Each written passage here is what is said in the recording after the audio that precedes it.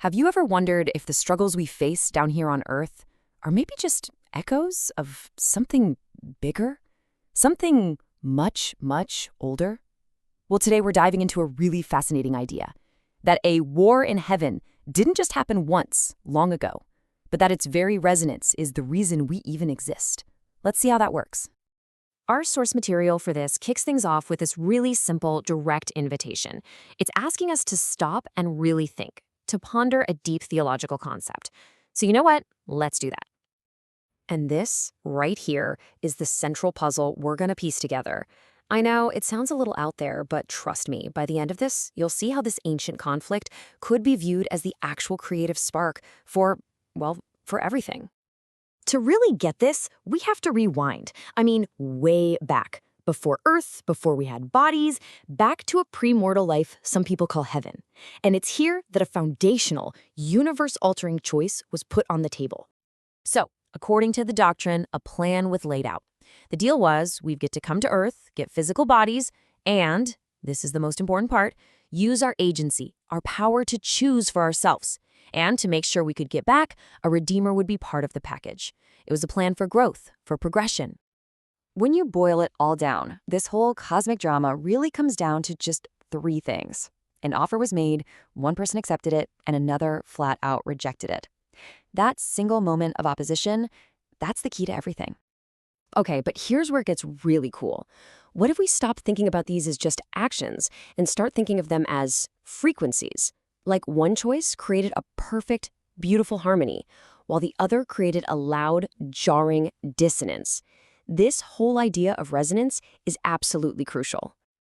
Now, right at the center of this plan was this one concept: agency. And look, we're not just talking about choosing between coffee or tea here. The source describes agency as the fundamental law that all of creation is built on. It's like the engine of the universe, the one non-negotiable principle. And this is where you really see that clash in perfect clarity. On one side, you've got Christ, who was perfectly tuned in to the frequency of freedom and progression.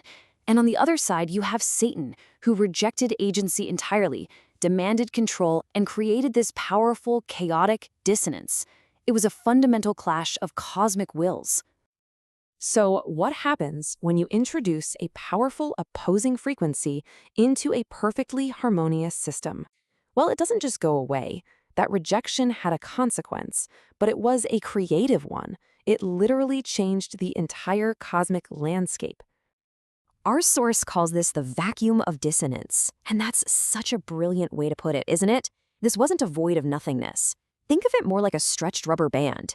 It was a space filled with tension, packed with potential. It was a problem that just had to have a solution.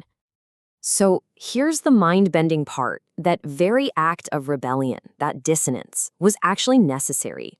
I mean, think about it. If there's no alternative, no opposition, is there really a choice?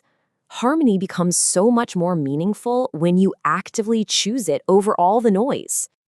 And that brings us to the big resolution. How do you fix this cosmic tension? How do you fill that vacuum of potential? Well, the answer is an act of creation, a powerful counter-resonance. Let's just walk through the logic, because it's like a chain reaction. God makes the offer, Christ accepts, creating harmony. Satan rejects, creating dissonance. That dissonance creates this vacuum of potential. And then, this is the incredible part, Christ fills that vacuum. How? By organizing matter and creating worlds. Our world. Our very existence becomes the answer to the rebellion.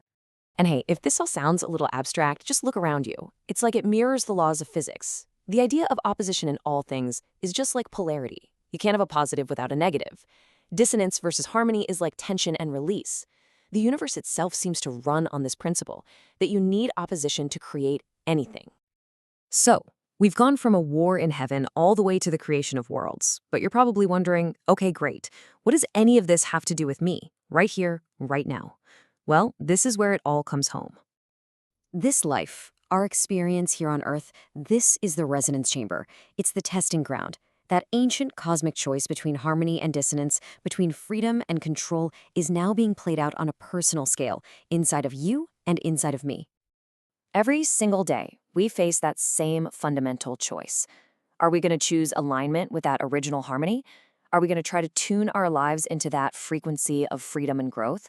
Or are we going to get lost in the static, the noise of control and fear and rebellion? It's a daily decision to filter out the noise and choose our frequency. And that leaves us with the final and most important question. This isn't about something that happened eons ago. It's about right now, in your life, with your choices today. Which frequency are you amplifying? Which one are you choosing to align with? Now that is something to chew on.